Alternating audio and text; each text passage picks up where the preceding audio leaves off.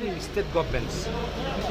My part, I am giving the report to Honorable CM of the Assam, and their part, Honorable Deputy CM's part, will be given to the Honorable Chief Minister of Meghalaya.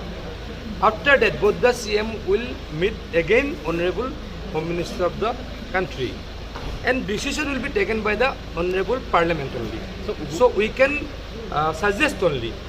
We can suggest only because boundary demarcation of between two states is a subject of central government, and for this it needs Parliament's clarity. So any differences in Not much we have. We don't so have expecting when the I don't know deal exactly. has been I don't signed. know that thing. I don't know because it is from central government prerogative. Only Parliament can decide about the boundary of between two states. So we are submitting reports.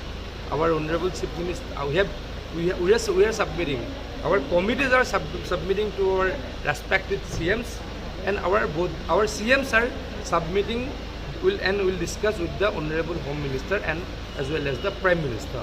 After that, what I know, what I heard, only Parliament can resolve. Parliament can take decision about the border demarcation between two states. But the